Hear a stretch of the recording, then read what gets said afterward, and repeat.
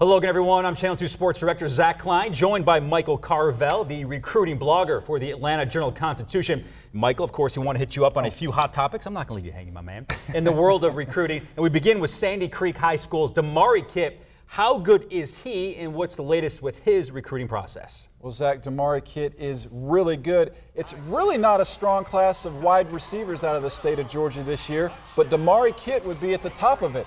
In fact, he was picked for our AJC Super 11 team. A little plug there for the AJC. Kitt committed to Georgia as a sophomore, reopened it last year because he felt he committed too early, and now he's pledged to Clemson. Well, Sandy Creek has a few other seniors who college coaches are loving to take a look at. One of those guys, quarterback Cole Garvin, committed to Marshall, while defensive end Chris Williams will play at Ole Miss. Any insight on those two guys? Well, Zach, I heard one college scout say that Cole Garvin is a shorter version of Aaron Murray as a quarterback out of high school. Not Aaron Murray now at Georgia, but when he was out of high school. And he's a coach's kid. Cole is committed to Marshall, like you said, but I wouldn't be surprised to see a few bigger schools try to steal him away as a senior if he has a monster year, which he could do.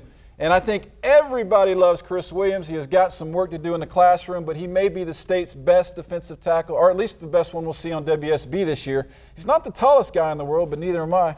But he has an explosive first step, and it's almost impossible for one offensive lineman to block. If you see 2 or 3 kids chasing a kid around the field the whole game, it's probably Chris Williams somewhere in there. All right, now let's shift, Michael, to a couple other topics. Lorenzo Carter, the big, this guy is strong, defensive end out of Norcross High School. All the recruiting services absolutely loved him. They listed him as the state's #1 prospect. But some people think he may have dropped in the rankings after his performance in the game on ESPNU a few weeks ago.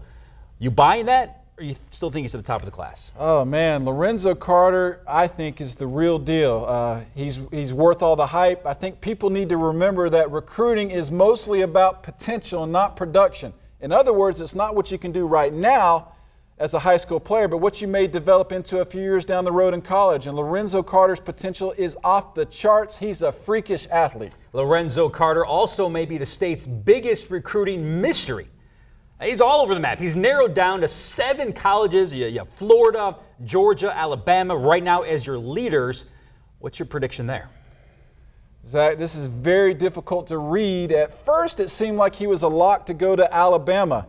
And then Lorenzo surprised everybody over the summer when he named Florida as his leader. So I think the Gators are still in front right now, but that Georgia is gaining some ground. Lorenzo will likely visit Georgia this weekend for the South Carolina game. And as far as my prediction, I'm going with Alabama just because it seems like they get all the top players out of Norcross High School. But this one will play out until February's signing day. He is the best in the business, folks. And I'm not talking about Lorenzo Carter or Deshaun Watson. I'm talking about my man, Atlanta Journal-Constitution's Michael Carvell. Michael, as always, we appreciate your time. Thanks so much.